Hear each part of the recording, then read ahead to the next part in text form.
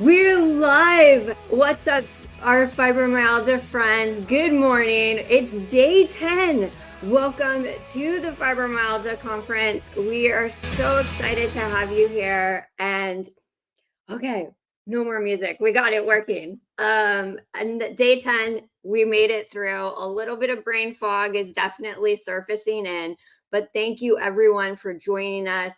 Shout out to all of you out there. I know Cassandra, Sonia, Karen, thank you. We appreciate you so much. Mo, for being with us every single day. That's consistency there. So shout out to you. There's special gifts headed your way. Please send me an email at friends@supportfibro.org. We are thrilled to present this day to you. So we made it through, and we do have a time warp. So I guess we're not done yet for tomorrow. Consistency with the conference itself. I am Melissa Talwar. I am the executive director of the Support Fibromyalgia Network, and I'm also a board certified functional medicine health coach. Support Fibromyalgia Network is a national nonprofit organization that focuses on patient education, medical education, collaborative care with group health coaching, the expansion of research and advocacy training. I am joined by my awesome host, Danielle, today. Please, everybody, give a round of applause to Danielle for being here with all of us this morning and throughout the entire conference. Danielle, let everybody know where you're streaming in from. Hey, I am Danielle Patilli. I'm in North Carolina. I am a patient advocate and fibro warrior, and I'm so excited for today. We have creativity, we have pets, and we have science. So today's just going to be an awesome day. I'm really excited. It is. It's the combination of everything we represent, even as a team at Support Fibro. Yeah. So Fibro Nerds unite with our science, but we have the fun coach and Brandy who brings in all this creativity. And I know how much we love that. And we need those outlets. And then our furry friends, furry and feather friends, and scaly friends are going to make an appearance too in all the videos. So I forgot what hashtag Crystal invented yesterday. I know we have Paws for Fibro, but it's Pets for Fibro. I think that's it. So give a shout out to everyone. We're going to replay that at the end, but we do have a very special guest streaming in from the UK today that I'm thrilled because his photography is phenomenal. And if anyone out there is connected into Fibro Connect, the Facebook group, big, huge shout out to Lee for all the amazing work she's done in the fibromyalgia community. At some point, we are going to do an interview with Lee in some way so that we can celebrate all her amazing work through it. I know I found Lee's blog many years ago as a supportive reference for fibromyalgia, and she's united us too in such a wonderful and beautiful Facebook group that we've all joined. And this is how I was able to connect with Dale, and he shares all this photography, and it's incredible. So I cannot wait to bring him on. So Danielle, you ready to get this day started? We have a full day and a lot going on. So let's stay consistent, internet, please. Keep going. Oh, no duck problems. Yeah, no ducks, no revenge of the ducks for today when it comes to things, because we have Dale, we have the Paws for Fibro, and then Dr. Ginevra is making an appearance. She's going to close down the conference with us later today at 1 p.m. Eastern. Yeah. I'm excited to learn more. Go down a rabbit hole last night with reading the research papers. Oh, wow. Okay. We'll have to recover from that and talk because there'll be more science ahead. But what we're going to do next, we have Dale waiting backstage. So let's bring him to the stage for a special presentation. Here's his introduction. So Dale is a UK-based photographer living with chronic illness, fibromyalgia, that brought him mentally and physically to a halt in 2019. Dale shares his personal experience of living and coping with fibromyalgia, along with his creative efforts as a photographer, which provides a much needed distraction from numerous symptoms. So those of out there that lean into creativity, come on in. I want you to share and express the creativity today. If you enjoy photography, music, arts, and crafts, we would love to hear from you. So we are bringing up Dale to the stage. Hi, Dale. Welcome. Hi. Welcome to the Fibromyalgia Community Conference. So I gave a hint to where you're kind of streaming in from, but where specifically are you streaming in from? I'm in Leighton Buzzard in a county called Bedfordshire, and we're pretty near the mid-centre of England, right in the middle. So quite away from the coast, but surrounded by plenty of lovely countryside. About 40 minutes by train from London. Fantastic. And is this some of the photography that you integrate into your blog? Yes, that's right. Yeah, it's actually Lee that sort of started me on that path of. I started sort of building metaphors around my photography for fibro, life with fibro. And then, so I sort of decided to switch my blog from just being my photographs to a little bit more and just sharing about life and the occasional rant at what some of the politicians are threatening disability with. Well, we're going to learn more about you, and we appreciate you sharing your journey with us and the creativity. And I also appreciate your patience. We had switched deal around a lot, so we're so glad that you could join us on this Saturday with us and on day 10. So I'm going to bring your presentation up to the stage, and we'll let you get started. Danielle and I will be backstage, but we're right here if you need us, and then we'll be right back for the live Q&A after you're done. Okay, thank you. Okay, hi everybody. So I was asked to talk a little bit about my background, how I'm helping with advocacy for fibromyalgia, and also, as already been said by Melissa, is how creativity has helped a lot in the last 4 years or so, since it really knocked me for 6.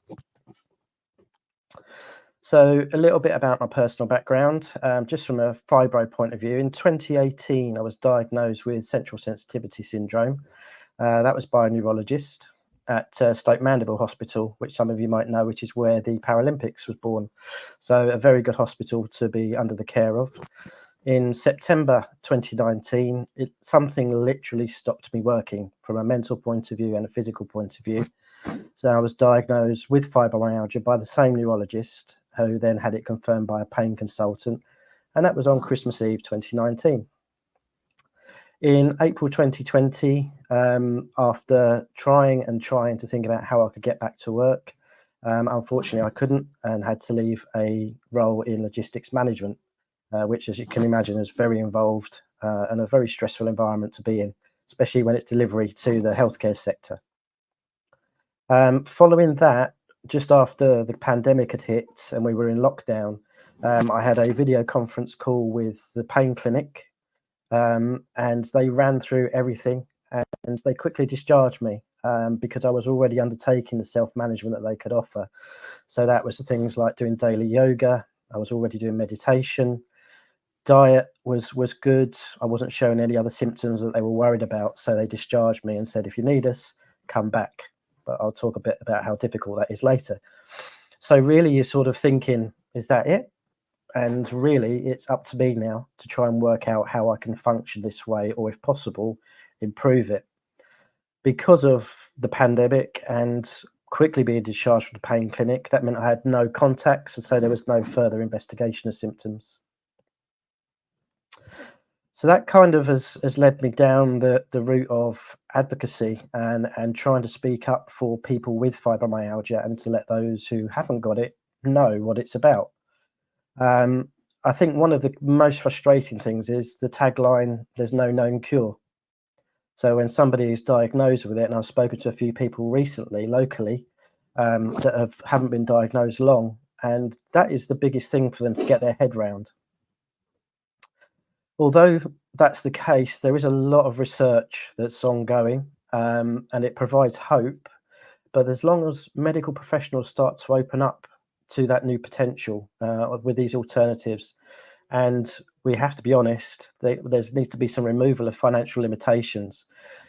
For example, there's things that I've read about that have been highlighted in the Fibro Connect group. I've read about and researched a bit further, and you kind of think, would that help? Could that be the answer to what this is? So I need to have those conversations.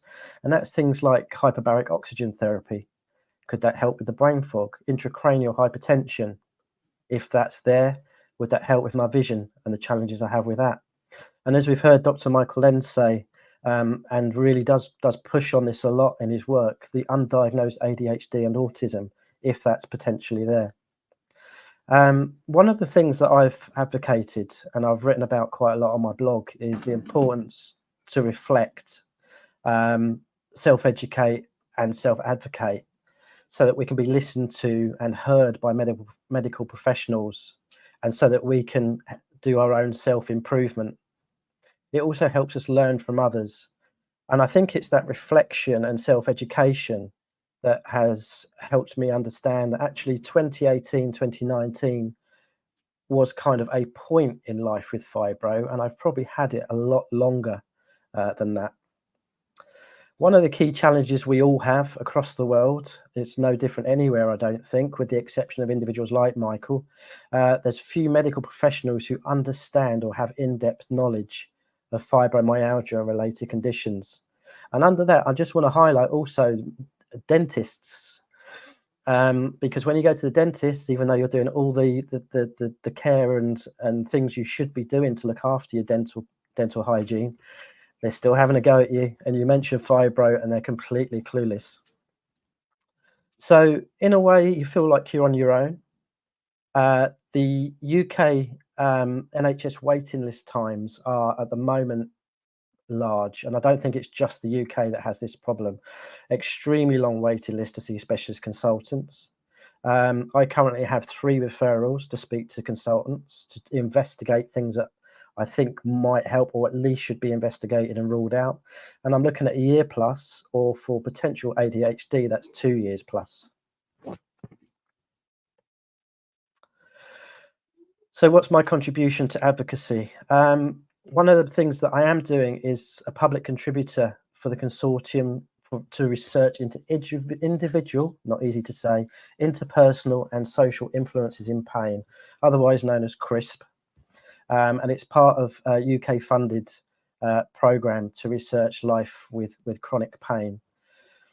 It's very interesting working with researchers, doctors and other researchers who are out there in the field working on building research, and while they're out there delivering it and coming back with questions and feedback on what they're learning. And we're learning a lot from each other about how piecing together this research works. I'm also in contact with Carly Hook, who might be online watching this. She currently started her PhD research into fibromyalgia, so she's focusing on that specifically. And we spoke the other day about where she is at the moment. And her biggest challenge, she was mentioning, is how wide the spectrum of fibromyalgia is, and trying to hone it down enough for her thesis to have absolute focus on a specific area. And she's looking into the social aspects of fibromyalgia, as is the work that I'm doing, the work group that I'm in for the CRISP research. I will respond to any online questionnaires about living with fibro or chronic illness. I think it's the least we can do if they come up, if they're just a quick 5-10 minutes. Although I struggle with screens, I try and work through it and make sure that these people are getting that feedback. There is a lot of research going on out there into individual areas. Maybe one day that will all come together and we'll have something more concrete. As some of you know, I write a blog, Fibro and Photos, which brings together my love of photography and also a life with fibromyalgia. And active in the Fibro Connect group with Lee, Melissa and the others, Carrie, and everybody else. And again, you know, sharing my photography there, which has then pushed me on to share. I've also started a local group for Leighton Buzzard. There was nothing I could find locally, lots of trawling online to try and find groups, people where you can meet face to face. There wasn't anything, so I decided to start my own. And we've met twice now for coffee, and it's going really well. Everyone's enjoying the chance that we can meet up and just, you know, bounce around what it's like living with fibro. There's some of us that are a bit longer in having been diagnosed with it and learning to live with it, and some where it's very early days. And of course, there's the Fibro Blogger directory where I share my blogs into that on a weekly basis. Why should we be doing advocacy? I think it's the best moral support there is at the moment from the fibro community. When people are diagnosed, they need to know that they're not alone, that they're not, in my words, crazy, and that you know, this is real. And that's one of the common phrases that we hear and see from people, that other people don't believe it's real. For the wider population, I think we need to advocate for people to understand that their friends, relatives, this is a real situation. But the challenge is not to be viewed as complaining or looking for sympathy or attention, but it's just about being understood. We are learning to live with something that we don't fully understand. We just need you to understand that we have that challenge, and then therefore, the relationship can develop from there. I've seen a lot of claims of articles of people curing themselves of fibromyalgia. I read them because I want to know what that's about. And what I found is that actually it's not so much a cure as they have learnt and adapted their life to learn to live with the limitations of fibro, quite often a complete change of career, and a lot of other changes in their life. So they put the cured in there to try and attract us into reading, but really we can learn from those as much as anything else. And obviously, it's fair to say that outcomes of self-management, the techniques that are out there, will have different levels of success for each individual, but it still means that we need to try them and see how that improves our lives. As we're seeing, cases of chronic pain continue to rise. The reasons for that, we don't fully understand or know. I think there's been a massive increase in the UK in cases of chronic pain. And long COVID in recent years has been a big societal shock. We know that viruses can kick off things like fibromyalgia if you've got a sensitive nervous system. And hopefully, as we'll wait and see, that research into long COVID will hopefully feed into areas of fibromyalgia. We also need to think about, and this popped in my head the other day as I was preparing my slides, what about awareness and skills for the next generation? The generation where, everything's great, but having a better awareness of self. If I'd understood that I was that sensitive child, which I was, I know that growing up, I was labelled the shy child, I kept myself to myself, introverted. But if I had that awareness of self and maybe taken different paths in certain areas and been better in knowing myself, maybe not have avoided fibro, but maybe be able to better manage the symptoms. Proactive self-management as prevention for those who may be susceptible to developing fibro, I think, is a key as much as helping those who have it. And of course, there's people out there who say, well, that will never happen to me. Let's hope it doesn't. Excuse me. You have to excuse me. I'm struggling with a bit of sinus infection after the whole family's been down with bugs and COVID the last few weeks. So if I cough a little, I'm trying not to. But if I do, I'll try and keep it short and mute it. So I've had some very, very kind comments from within the fibro community about my photography, and advocating creativity for life with fibro is one of the things that I was asked to talk about today, and it's one of the things that's really helped me since I was knocked sideways and had to stop working. I'm very lucky in that I'm surrounded by local woodlands. It's only a short 10-15 minute walk to get to the local woodlands, and to take in some nature therapy. And for me, photography combines several elements to help self-manage my fibro symptoms.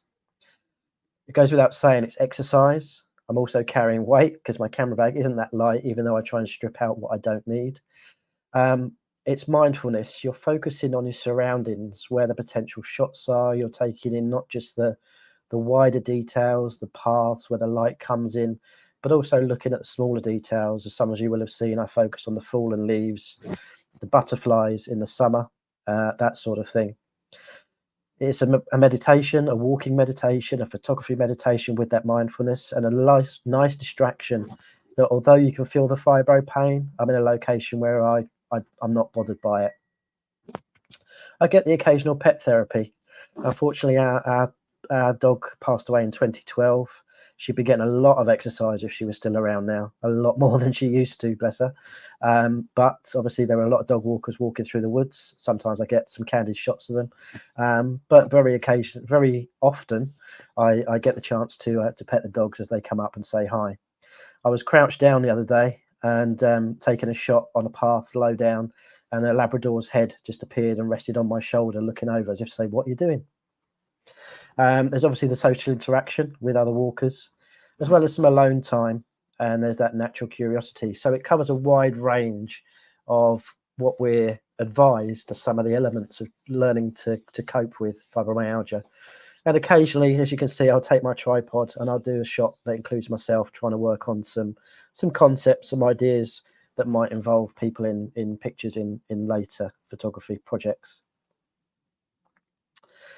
For me, images are easier than reading because the way that fibromyalgia and the effects with the brain fog and the eyesight, I have read some books, takes a long time. I keep reading and rereading the same sentence, as well as getting headaches. Images for me, apart from the use of screens, which is very uncomfortable, are easier. There's nothing to try and comprehend. It's just look at an image. I know instantly what that image what I want it to say. I keep processing to a minimum, getting as close as I can to the result I want in camera. Sometimes it's pretty much near out of camera, the shot that I show. Other times, as you'll see with some of my woodland shots, there's a bit more processing. But to be able to cope with that, I process a couple of images at a time. So that brings in the pacing element. It takes a while setting up my stuff as I have no dedicated station, but as soon as the computer's open, I want to close it. So I just make sure that I do a couple of images, have a play around. What's that shot? What's that shoot going to look and feel like when I'm done with it? And then I'll close it and I'll go back to it at a later date and do a couple more images. I'm familiar with creating what I would now call my style for images, for certain images, with a high contrast, bringing the light out. So I've got a routine, which means that when I go into processing, I can make things as quick as possible.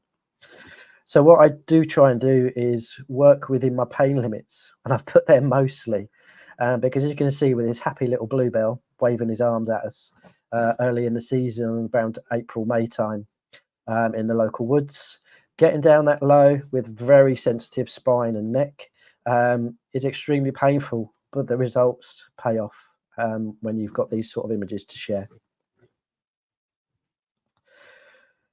The portal for my images was coined by Elaine Merrifield. We spoke a little while ago on a video call and had a chat with her interest in creativity with the work that she does. So it's kind of stuck, and I use that now for some of these images. And the image that you can see there is one of my absolute favourites that I've captured of the foggy local woodlands back in January 2021, with a very faint sight of a couple of people in the distance on that path. It's, for me, there's this mindful distraction of exploring the local woodlands. Now that I've created this style, it's looking for different light and shapes, leading lines, and obviously the weather, which helps a lot with creating some mood in the images, so that I can go back and create these images in the software. And there's also a curiosity of experimenting to see if I see an image. I now see, which is sometimes I can't switch it off. I now see where I am in the environment as photography. So, oh, that would make a great image.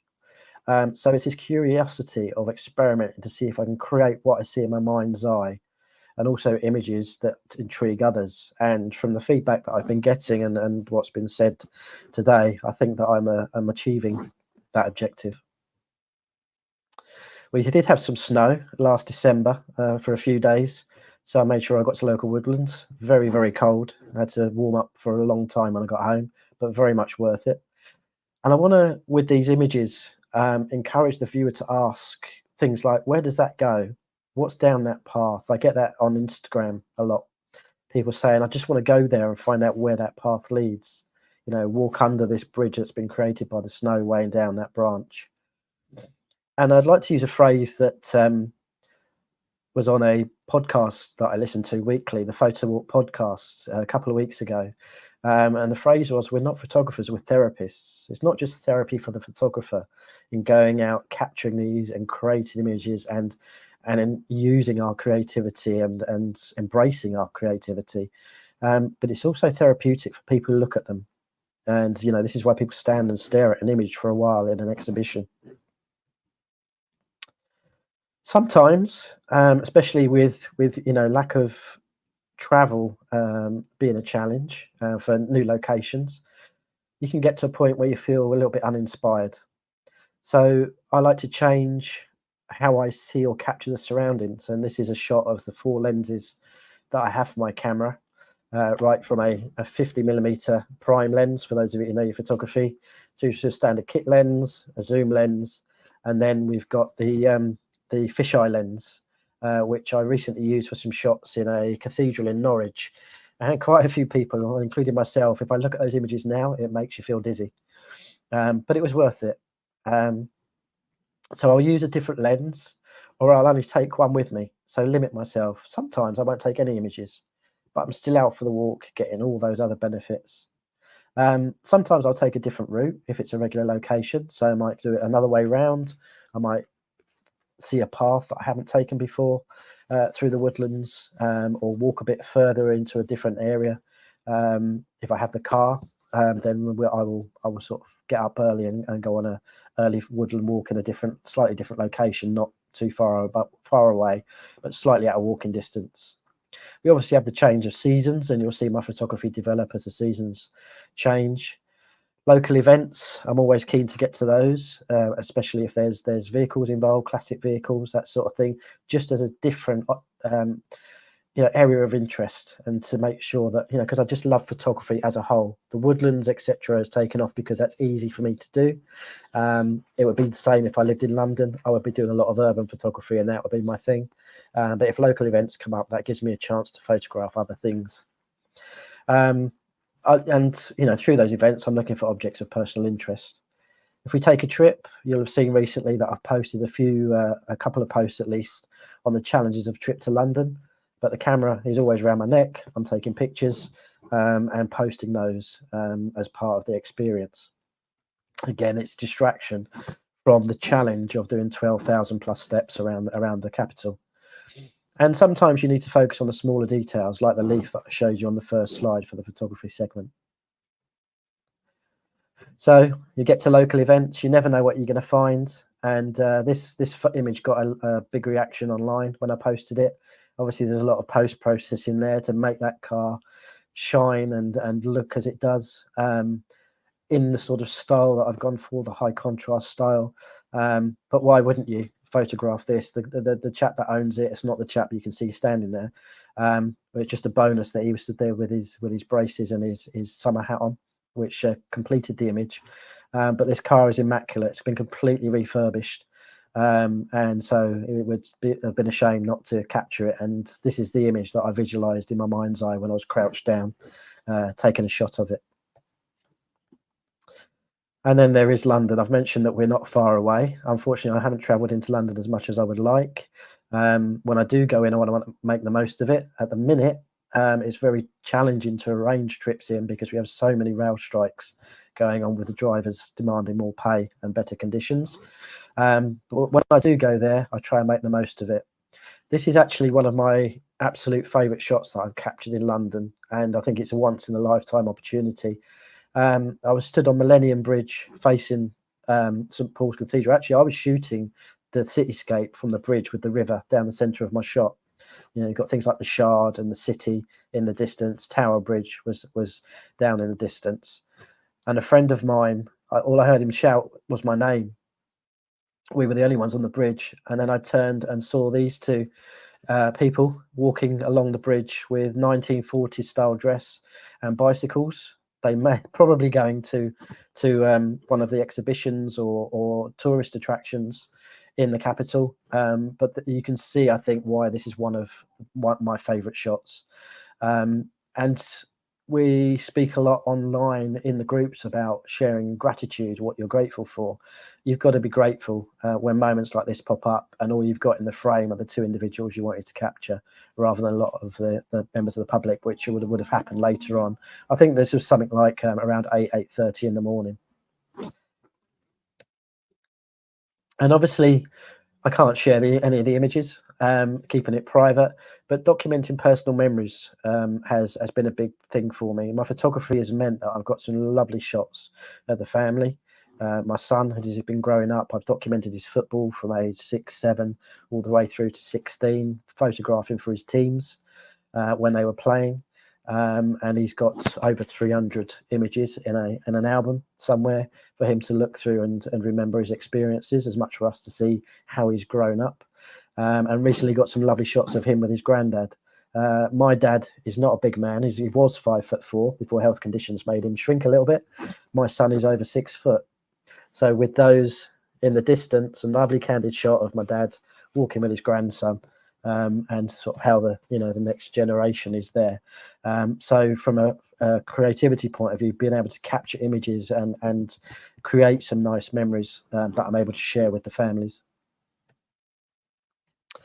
I thought I'd also talk a little bit about music as creativity for Life with Fibro.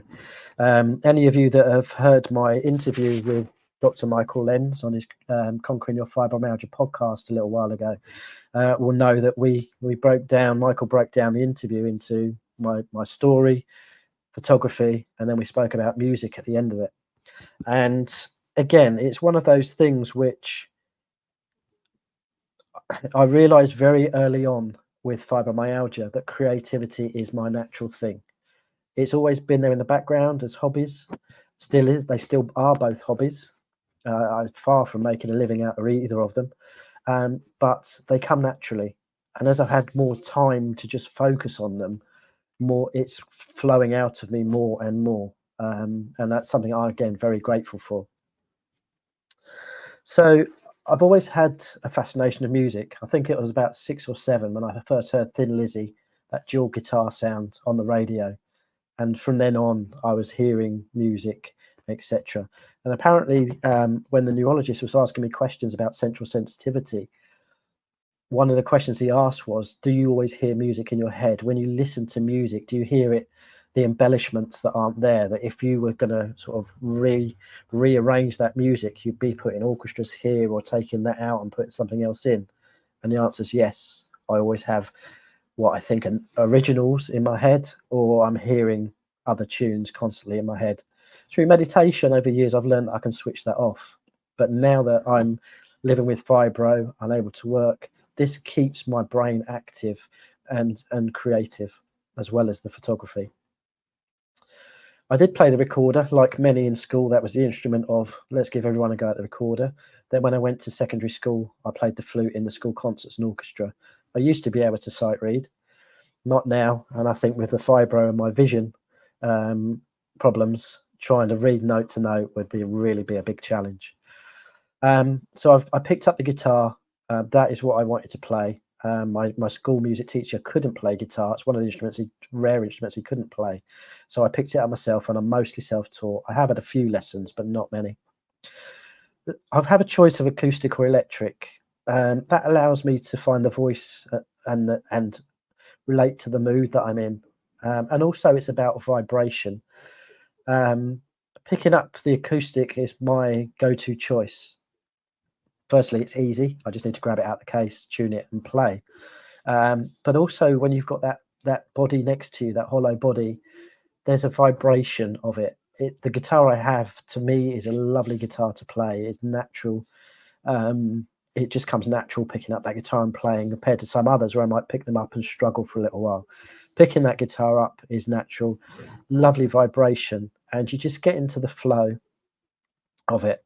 Then sometimes I'll pick up the electric because I want to try something else. I want to challenge my brain to be a bit more creative. Sometimes I'll drop the tuning down, because I do like a lot of heavy rock bands that will play with a drop D tuning, that sort of thing, like Nickelback. They'll drop the bottom string down to get that heavier feel. Sometimes I give myself a headache and then I have to pick up the acoustic and feel better. But I'm trying to push myself with that creativity.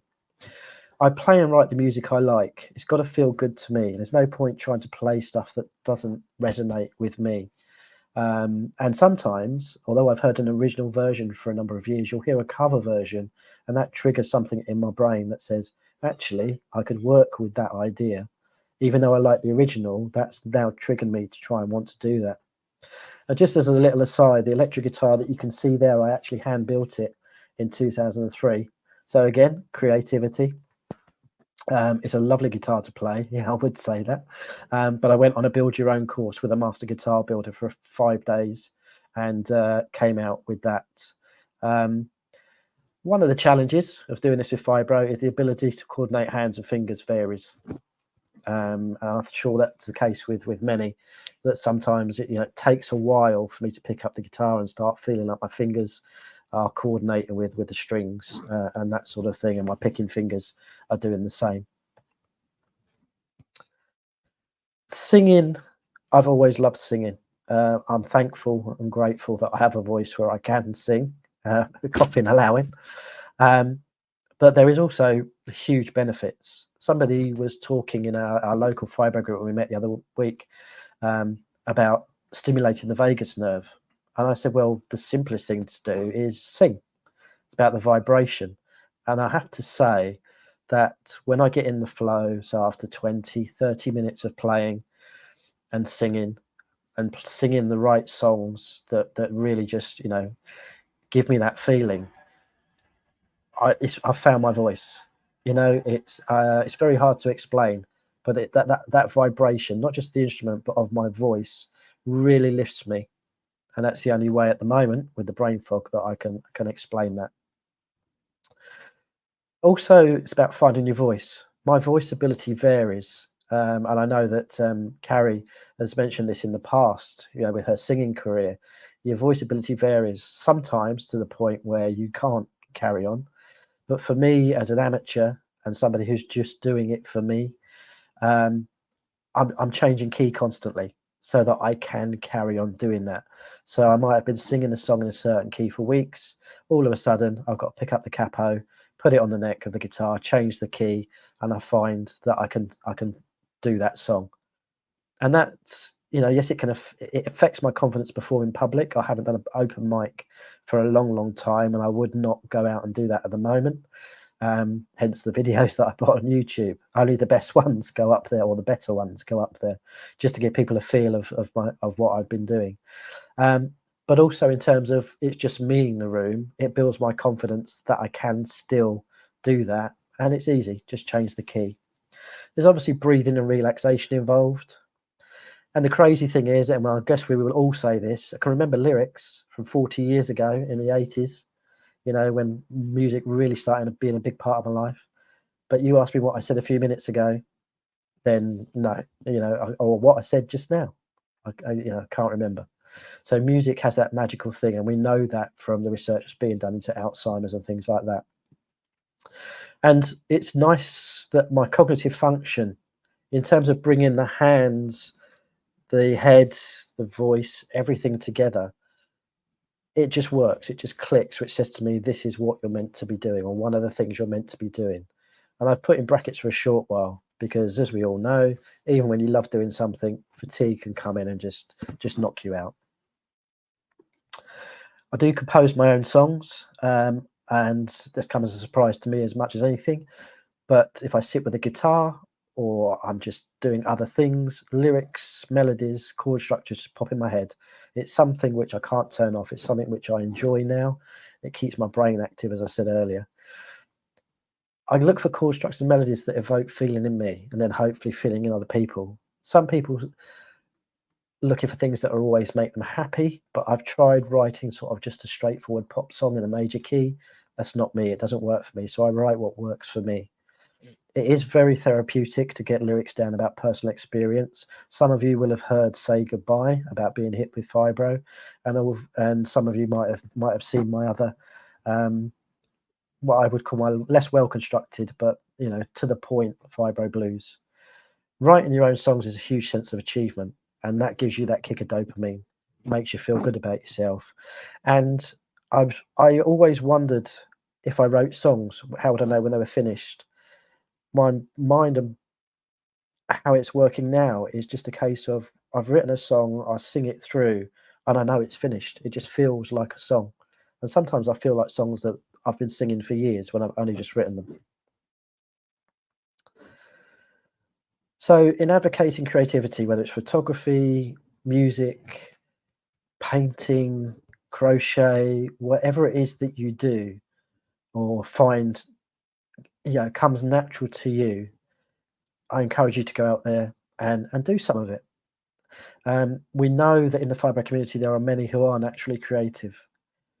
Not everyone will understand your need to be creative, but that's their issue, not yours. Don't let this deter you if it helps you manage your symptoms and feel better within yourself. That's why I do what I do. I've had to build myself up after being knocked out, mentally and physically, from being able to work. So I've gone slowly and been building that up. Yeah, it's 2 steps forward, 1 step back sometimes. But at the end of the day, you've got to be creative for you. And when you are creative, that really does help with the symptoms. And that's my presentation for today. I hope that's been enjoyable for you. And there's a QR code there to my website, to my blog, if you want to read up more about my experience and my photography. And thank you very much. Thank you, Dale. This presentation has been tremendous. Oh my goodness, I'm so excited. I'm so happy that you joined us today. I have so many extra questions. And first of all, how do I not know that you have songs online for us to hear? I don't know. I'm sure I've shared them in the group before. Did I miss it? Is it on YouTube?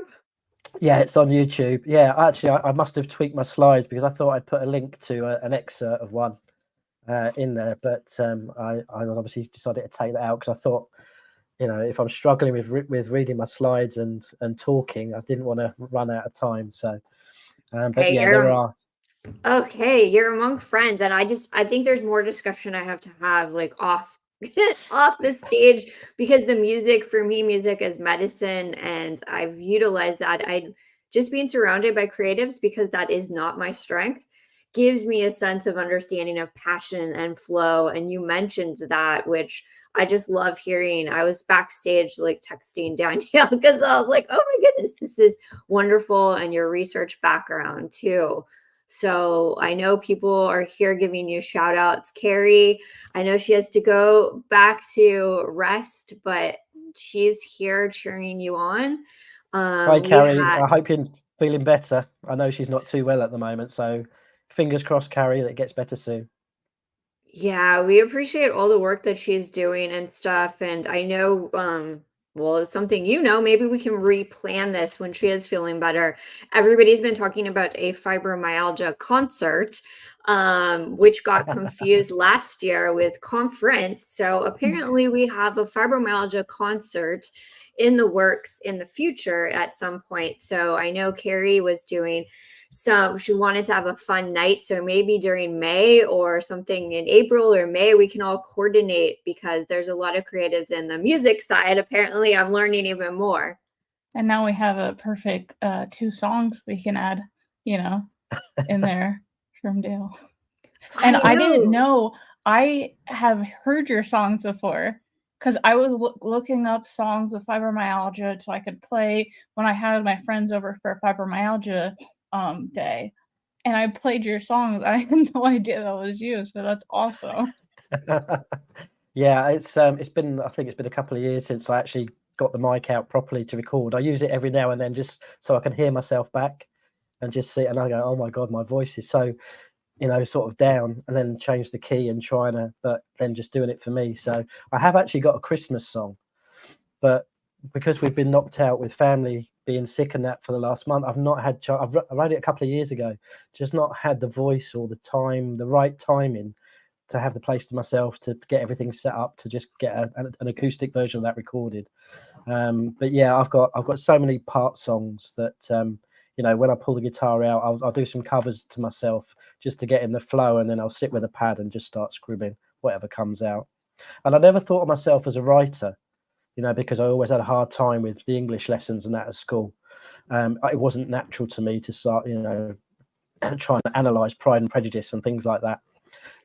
But with this, it means it's okay not to finish, because who knows? Only me. It's okay that I haven't finished that song. It's just there. It's part of it. It might come to something. It might not. It will go out there when I'm happy, if at all. I appreciate too what you said about the guitar and your hands and fingers, because I play guitar. I play like multiple instruments and like the drums and stuff. But with the guitar, I have such a hard time with my hands getting fatigued and fingers so quickly that when my friends or my brother will be like, "Oh, let's play together," but I'm like, I don't think you want to play with me because after like one song, I'm done. Like my hands, or even in the middle of a song, I'll just like stop because my brain and my hand signals will just be like, no, we can't do this Yeah. anymore. Yeah, and I'm the same. This is another one of the reasons why doing any open mic nights anymore, it's just like, especially with a lot of people looking at you expectantly, that energy coming at you, it's, I mean, I've been in pubs before and had the whole pub singing, to songs cover versions that I was doing, but which is a nice feeling because you can hear that coming back and you just it gets you in the flow. But like you, I can be halfway through a song and then it doesn't matter because no one can hear me.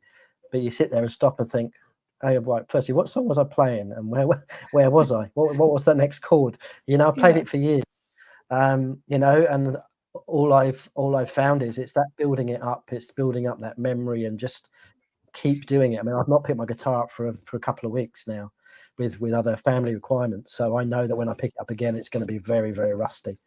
And it's keeping the fingers moving when you're doing other things. I've got a little exerciser that like a hand, these things the way you squeeze to hands, but it's got 4 individual springs on it, so it's one for each finger.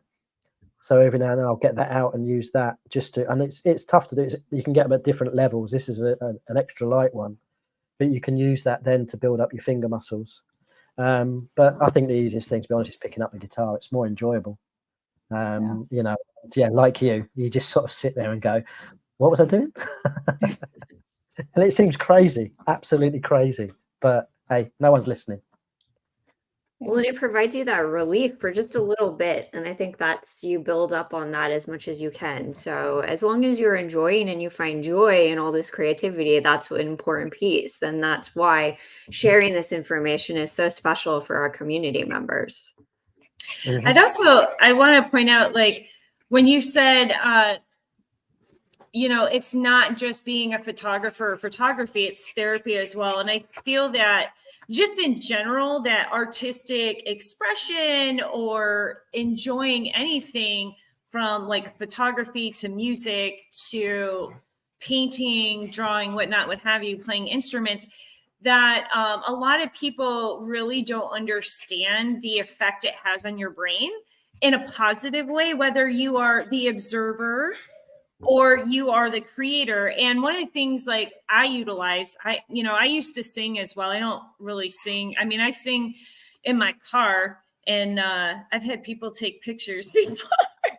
I'll be at a stoplight. I'm like wailing. I don't care. But yeah, and I had played piano by ear when I was younger. And but I'm more towards like the musical Broadway genre type of thing and classical music as far as like singing my voice. But one of the things that I always encourage people to do is to check out like 8D audio music and 16D and 12D, because there's a lot of benefits to people who are neurodivergent listening to that type of music. It also creates, it helps like release oxytocin and serotonin in your brain, which is happy chemicals. And the other thing is there's different types of what they call noise. Like people are familiar with white noise, but there's green noise and brown noise and pink noise. And all these things are basically a cultivation of sounds and even some musicality to help calm our central nervous system, to help calm our brain, especially in fibromyalgia, because it's just constantly going off. And even when we sleep, we're not fully shut down. It's like our eyes are closed, but the neon signs are still on. It's like the brain is like a 24-hour diner sign, neon sign, where some of the letters are burnt out. Like that's how I think of the brain with fibromyalgia. It's like it's on all the time, but not all the lights are working. And then it interferes with your ability, to think clearly the next day, like brain fog. So, I did a lot of research, and I will play I'm more apt towards like brown noise, but I will play like 8D audio, like meditation music or nature sounds at night before going to sleep. And I really don't, I'm just a huge supporter of the arts of all kinds, and that I feel that everybody underestimates their ability of creativity. And then I see people doing like crazy awesome stuff, everything from photography, painting, creating music, which you do definitely need to share that link so we could hear your music and share it out. I know, I'm disappointed I didn't get a chance to hear it, so that's gonna come in too. And I love what Crystal is saying with all of this and differences, but I want to acknowledge that we're all different too with our sensory and how we interpret music, and Dale with even photography and visualization, trying to get that creativity going. The other thing is writing is just as artistic and therapeutic. I feel that people underestimate the power of their written words, and my areas of, I guess, I don't want to say talent, but of creativity are more along the lines of music and writing. And so I'm very conscious of how I write things so that it, like when I'm posting like awareness posts or advocacy stuff, or I want it to like elicit like an emotional response. And I've actually have creative written works that have been published over the years outside of advocacy. So I try to tap into that poetic, philosophical side of myself when creating posts, so that it creates this space of like, oh, wow, like that really resonated with me. And how I flow things when I write is very melodic. Like there's a tempo to the way I write, or a rhythm, and it's very purposeful because I want that to tap into those parts of the brain when people are reading, to create that emotional response, resonation, but also a calming effect. So, and that's the other thing I wanted to point out was writing. A lot of people write blogs, a lot of people write articles, a lot of people write posts, or they're creative with writing poetry, short stories. And I love seeing when people share that as well, because there's, again, just the whole genre of art is so therapeutic for anyone, regardless if you have fibromyalgia or another chronic illness, or you're perfectly healthy. I mean, for me, music makes me happy. It makes the melodies and music, I mean, throughout the world, that's the one language that everybody universally can enjoy and understand. Well, and I want to acknowledge that Dale has incorporated all of the above into, because as a writer and a blogger, and I know Danielle has a question for you too. Well, with your writing, I know you added writing with your photography, and I wanted to ask, like, what got you into photography? Was it just like you just picked up a camera and you were like, just gonna start taking photos, or? Oh, excuse me. No, well, I've always enjoyed looking at images and having a camera to try and take pictures. But back in the days when it was filmed, that was too expensive to sort of follow through on. But when I was out of work and doing my own business stuff for a little while, I was coaching, excuse me, business skills and life skills in schools while I was still trying to get back into work. And through business networking, I met with a chap who was a commercial photographer. He's still a good friend now, but he's been a commercial photographer for 20 plus years, you know. So, you know, then I was desperate, right? I need to have a better camera. I need to have a DSLR camera, digital camera, so I can, you know, do what he does, that sort of thing. And it really took off from there. So when I was on the road traveling with my job, I would always have the camera in the boot. To sort of while away the evenings, I was either going for a walk around the town or the city that I was in, quite often up to the north of the country where the team that I was managing was based. But my style and what I was capturing evolved sort of naturally from there, really. So that fascination of images, and then being able to capture images. So my son, as he was growing up, obviously became an object of, let's get some great shots of him. And we've got some lovely portraits, lovely action shots of him doing stuff, especially his football and other sports stuff as he was been growing up, holidays, that sort of thing. But I think it's really kicked in as, can I make something of this more than just a hobby? because I now have the time. So the style, that woodland style that I've created, there are others who do similar types of things, but I like that style personally, and I'll keep doing it. But I've had the time to evolve and develop my ideas and what I want to capture from that, and then extend it to things like, the vehicle photography at the local events and these sorts of things. So, I always loved photography, looking at pictures. I still love looking at the old black and whites, especially of the town that I grew up in, Luton, which is just nearby, things like that, looking at old pictures of grandparents. So images and that process has always been in there. It's just been having to have the time. Because obviously when I was working, I could take the pictures. I couldn't process them because I was fed up of using a computer for work by the time I got home. So it was kind of, there wasn't that time to do much with it. But obviously now that I've been able to build up my ability to exercise from 15, 20 minutes and then get into the woods, great, take the camera, and things like that, then it's really kicked off from there. Well, I appreciate the way that you use all of your creativity as, like, you use your photography with your writing creativity, and I think that's an awesome way to use everything as one. Yeah, and I agree with Crystal. I never thought I was naturally a writer, and then song lyrics start pouring out of you, and then you start writing your first couple of blogs, and you think, actually, there's something to this. This is like offloading stuff into, and people are saying, yeah, this is really helpful. So just by sharing what you're going through, other people are finding that useful as well. So if it helps others as well as helping me as an individual, it's photography, creating music, writing, it's therapy for everybody else that's reading it or observing it as much as it is for the person who's creating it. Well, I have a couple questions for you. One is a little bit silly, and then the other one we're gonna update everybody. But just out of curiosity for everybody out there who is a guitar player, does it make a difference if you say could start on Rock Band, like the video game? I've never played that. I'm not a big video game person, but I have a point to this. I have a point to this. Okay. I can play Rock Band very well because I play guitar, but you're not going to learn. The only thing you're going to learn is strumming, basic strumming. Well, I'm wondering if it's easier for it's easier on the fingers, just out of curiosity. Oh, yeah, Rock Band's way easier on the fingers because there's not like multiple strings and. Yeah, 6 strings, 4 fingers, and they're made of steel on wood. You got to build up the calluses on the tips of your fingers to. Yeah, you can't feel your fingers basically when you want to play guitar. Yeah, go numb when you start. Okay. Yeah.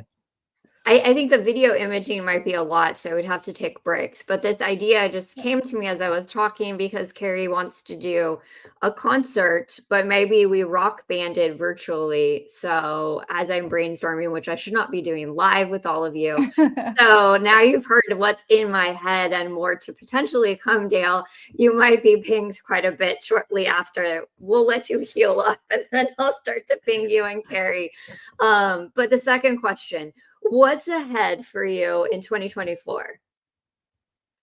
I don't know. More of the same, probably. Hopefully, more time to to write and get some demos done. I did actually. I was flicking through Facebook this morning, and in my feed popped up a music competition for the over 50s, which unfortunately I'm in. So yeah, excuse me. So I thought, for original compositions, I'd give that a try. Maybe win a recording contract and record in Abbey Road, London. But just taking part in those. I've taken part in photography competitions as well. You never know if anything's going to come of it. There's some brilliant, fantastic photography going on around the world, and I think that's my negativity coming in. I can't compete with that.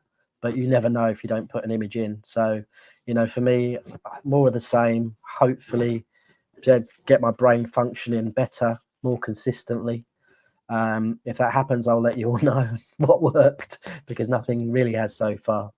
But I don't know what really is ahead next year. How about this, Dale?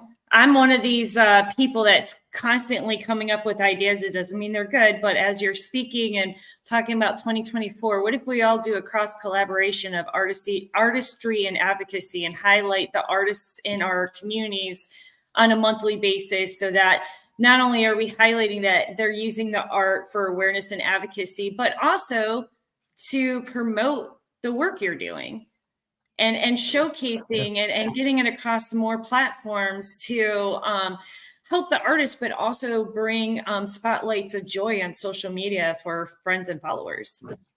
I got the hashtags. I got the hashtags in my head. Well, I know Carrie does a good job creative.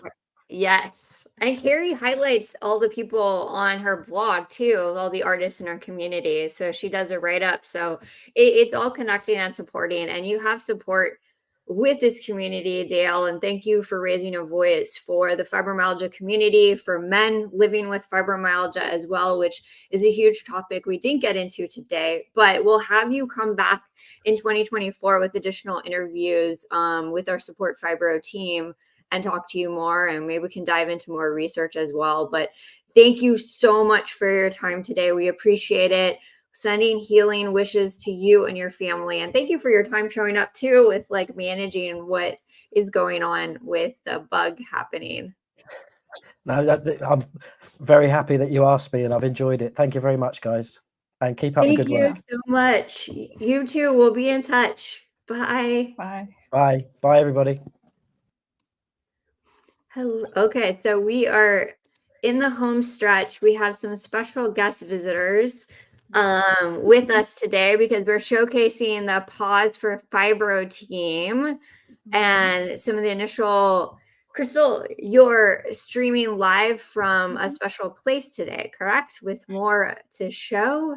Yes, it's a zoo over here of dogs. But to preface that, I am actually at my mother's house because my mom, she breeds and shows skipper keys in competitions, and she breeds her dogs for temperament and health. And one of her dogs is in the top 10 of the nation this year, and they were invited to compete in the Royal Canine Dog Show.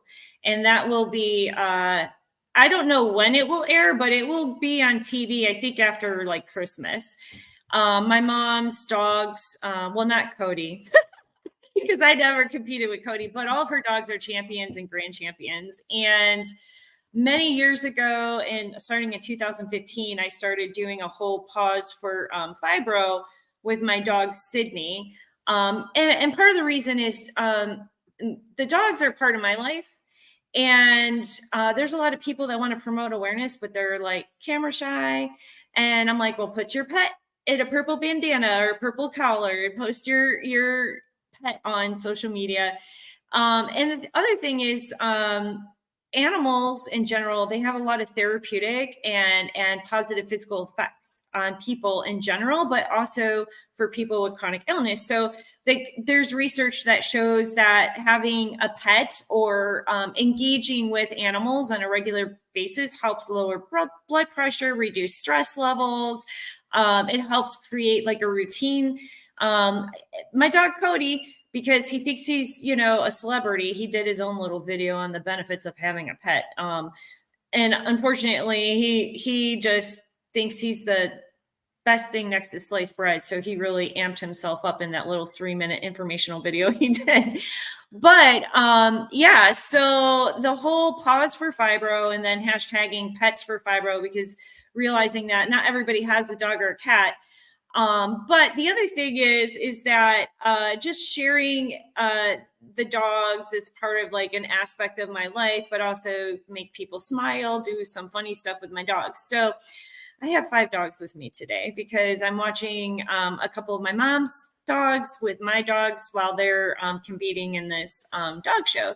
So I'm going to go smallest to biggest because I have Pearl, the skipper key puppy here, who just couldn't maintain herself and all of her energy while Dale was on and just being like who she is. So she's the newest addition to the Paws for Fibro team. And now she's going to wave hi, but yeah, she was just all over How cute. So cute. Yeah, wait until I pick up Cody and you're going to be like, Cody's huge compared to her. Is that the instinct? Because I've seen some videos like they're waving or they're swimming. I don't know what.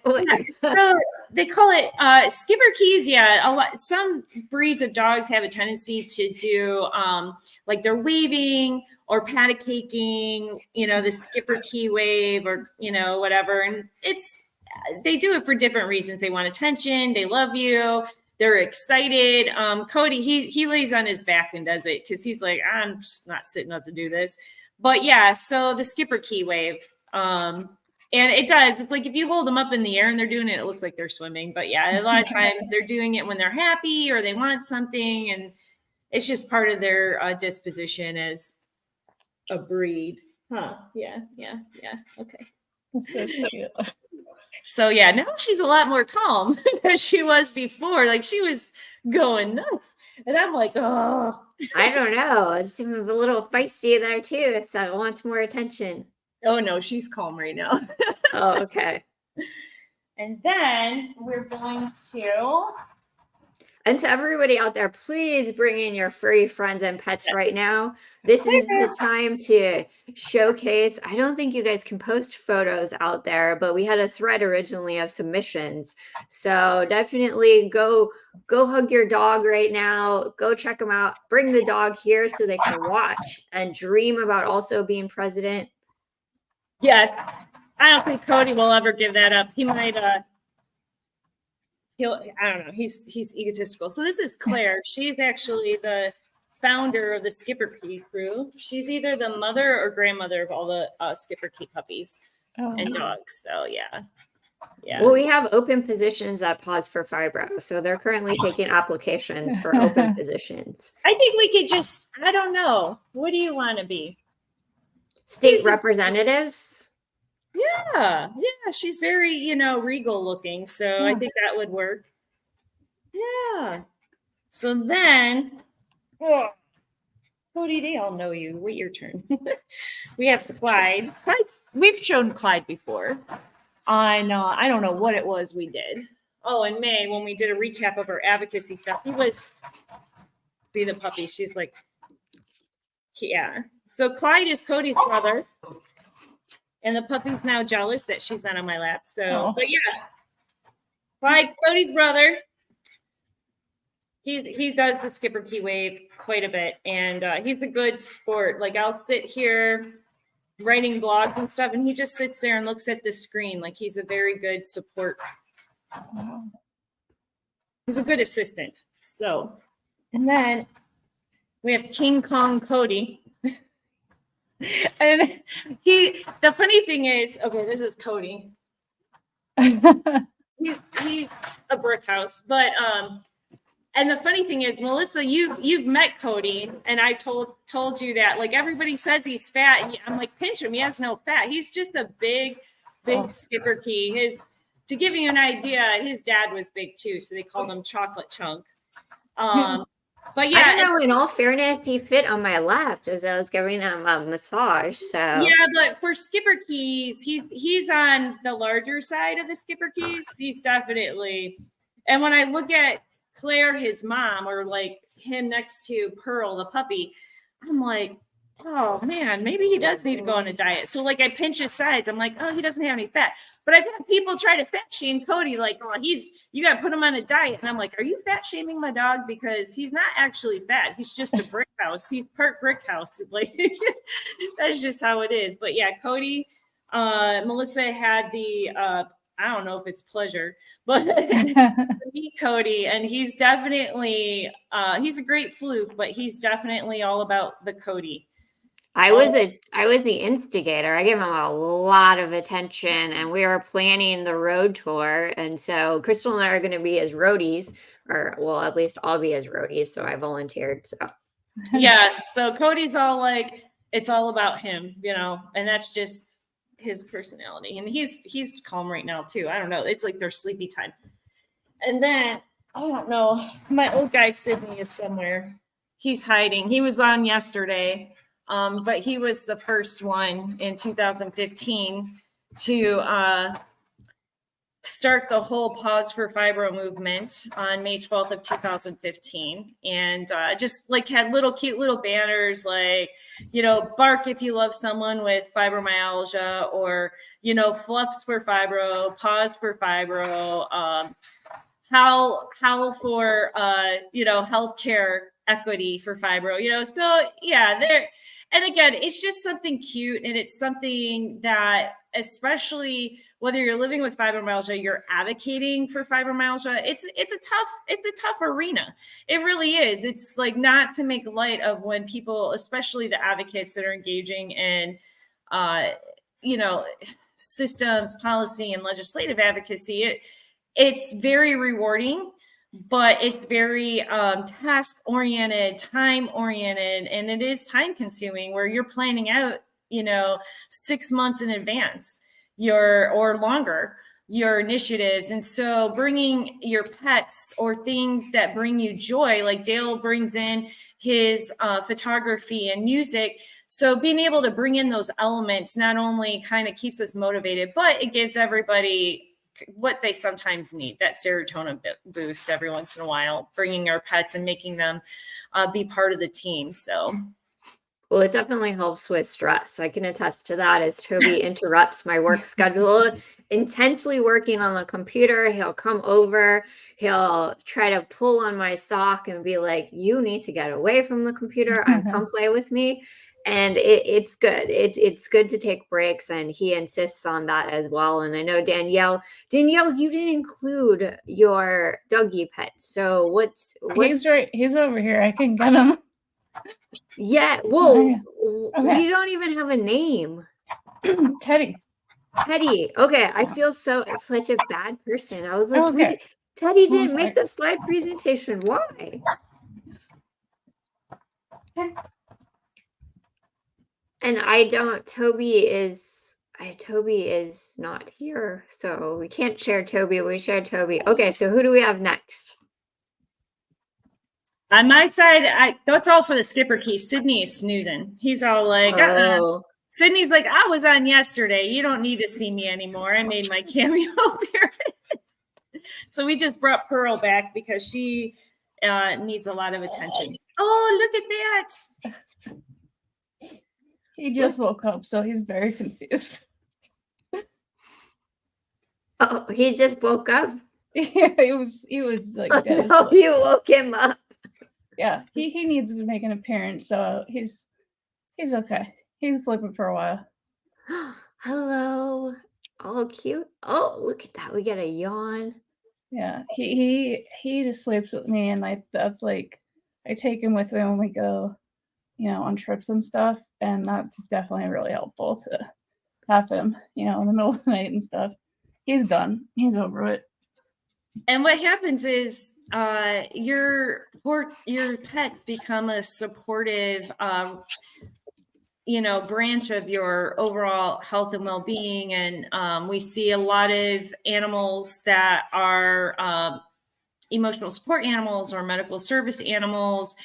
And that's why I also feel like it's integral to include our pets, especially to promote awareness around ESAs and MSAs, because we still see a lot of difficulties, especially with medical service animals, where there's some like clapback or people being questioned, like, is your dog really a service animal? Because some dogs, everyone has it in their mind that like shepherds and labs are the only dogs to be service animals. And there's so many other breeds and that are utilized, from everything from calming a person down when they're having a panic attack to detecting like spikes in blood sugar with diabetes, or being able to detect the chemical changes in the person's body before their sugar drops, or someone who has epilepsy disorder. And the other thing that, dogs can actually smell cancer cells well before technology can detect it. Unfortunately, there are some dogs that are trained in that, but it takes years and lots of money to invest in that. But there's so many things that animals provide outside of just companionship. And I know like Sydney, he's very intuitive, and he kind of knows like the people that might come around, or like my friends who are struggling, and he'll go over and just lay down next to them and put his head on their lap while they're talking through whatever it is they're going through. And so I think that it's important that we talk about all the modalities to support us in our overall well-being, emotional health, mental health, that we highlight and include our pets with our awareness and advocacy efforts. Absolutely. And pets bring us so much to our lives, just like as Carrie said, cats show our love every single day, unconditionally. We love that through everything that we see with our pets. Rachel says, just how much her cats are helping her as well. And all the cats give so much comfort. So we have cats, dogs.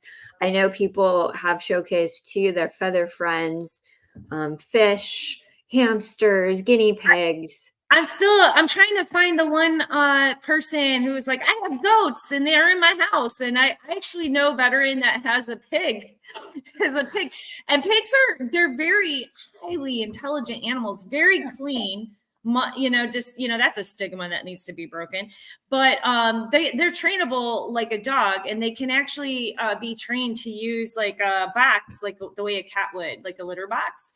So yeah, there was someone that had commented earlier in the week that they had goats, and that's kind of when I was like, people were like, I have fish, I have birds, and then I was like, I have 3 billy goats, and I'm like, oh, okay, so now we gotta do Pets for Fibro.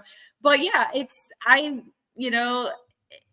think it's great that so many people, we see a lot of people that engage in dog therapy or equestrian therapy or horse therapy, and so that's why I feel integral as part of our overall well-being, to showcase our animals. And I understand that people cannot have an animal due to where they live or finances, but there's programs, you'll have to look, but I know by me, there's programs at local animal shelters where they do a program with kids where they can go in and read books to the dogs and the cats.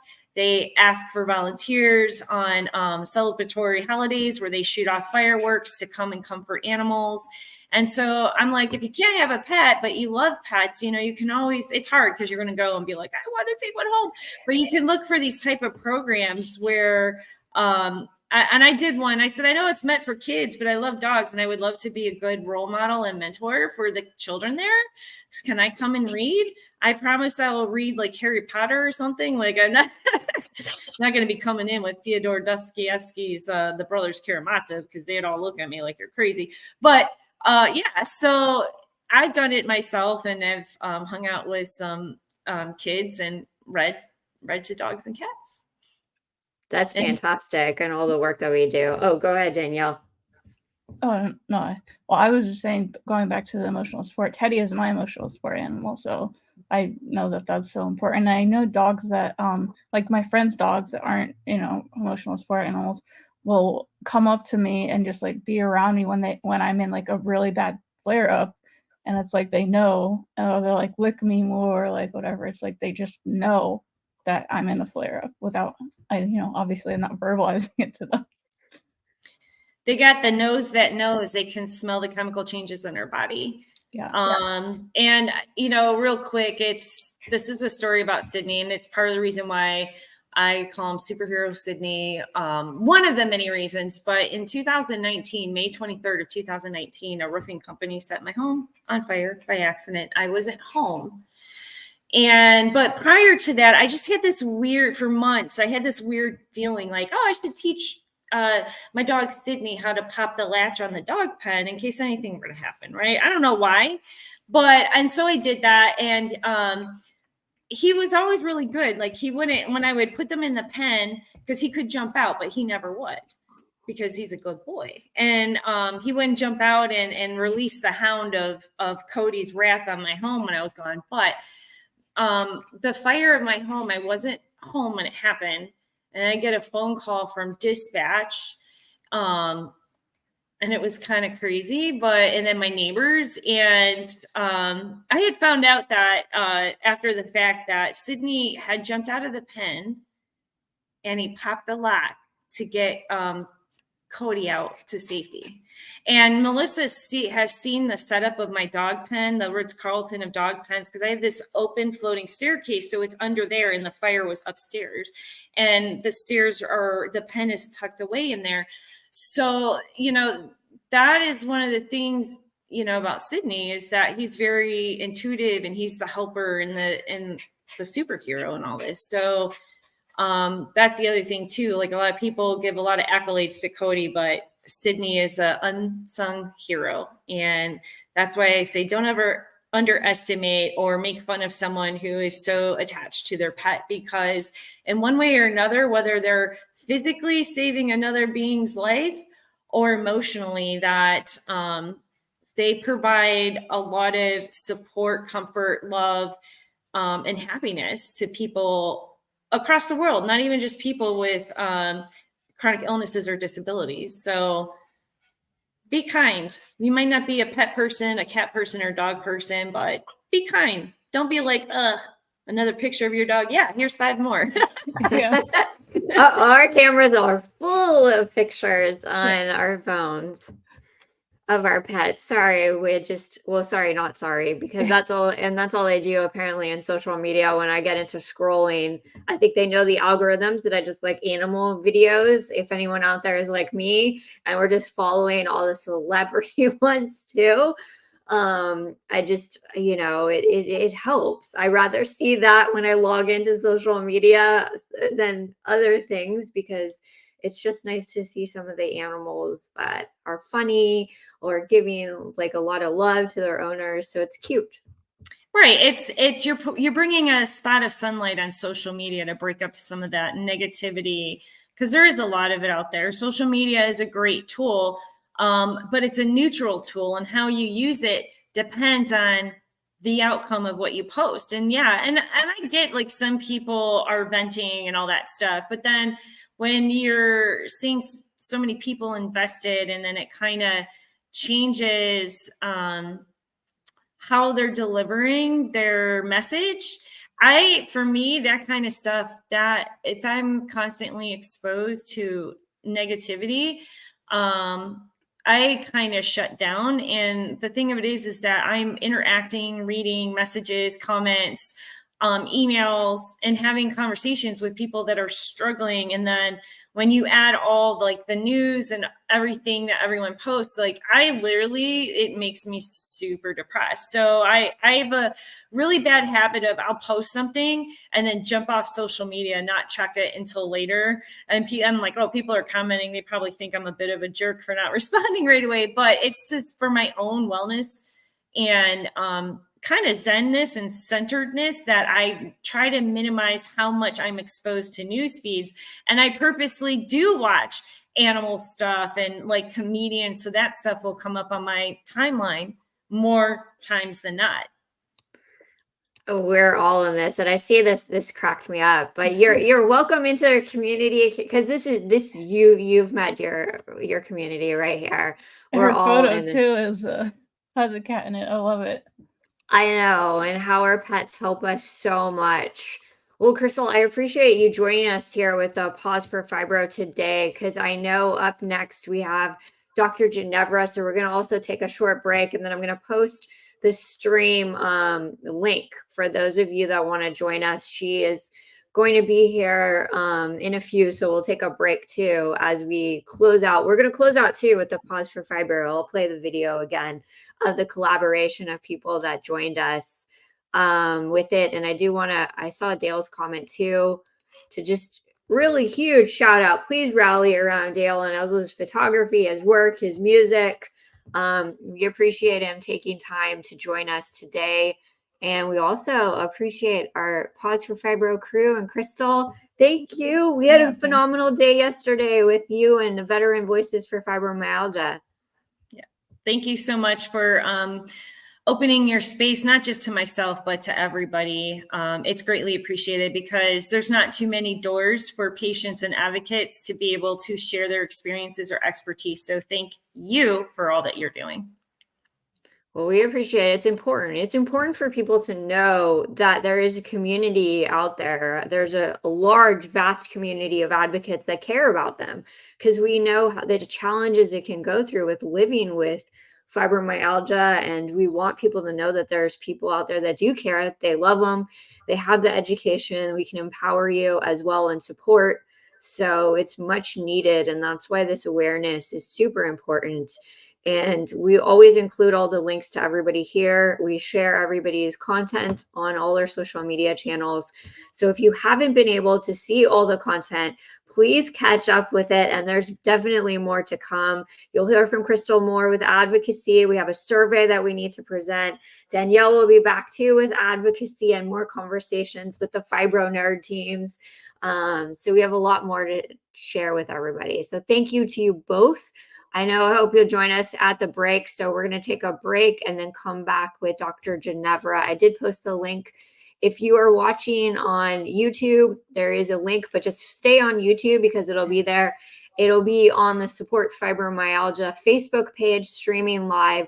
So please join us. She'll be talking about fascia research. I can't even speak anymore. I've lost it. I've lost it, everybody. I'm going to get an AI voiceover for something. Just go grab a cup of coffee and then. Yes. And then I have coffee. Michael brought me here and it's been cold. So I got to go heat it up. I love everybody here. So we'll get this going. And I promise you I'll be able to speak in 30 minutes. Bye. Thank you. Thank you so much. Let's close it out with that video again. And I'll play it multiple times.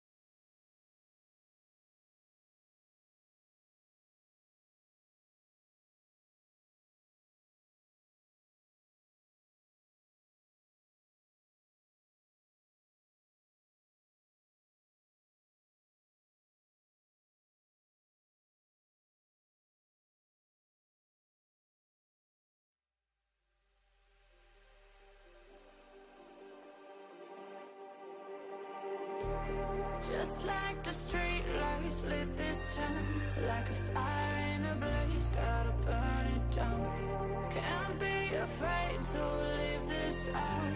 We got this far, don't know how. I see danger in your eyes. They know we'll burn down the night. Coming just like the sunrise. You know that we're gonna light it up.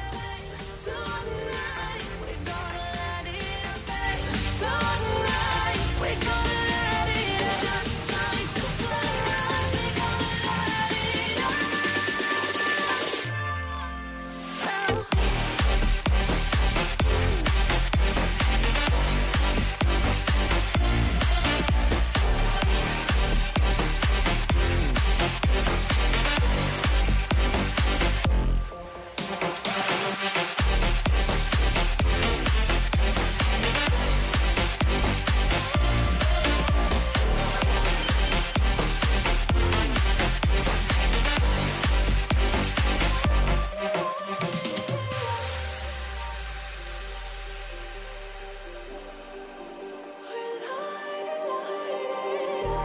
Just like a spark that's breaking out. Can't make a stop, can't turn back now. We know that there's no room for doubt.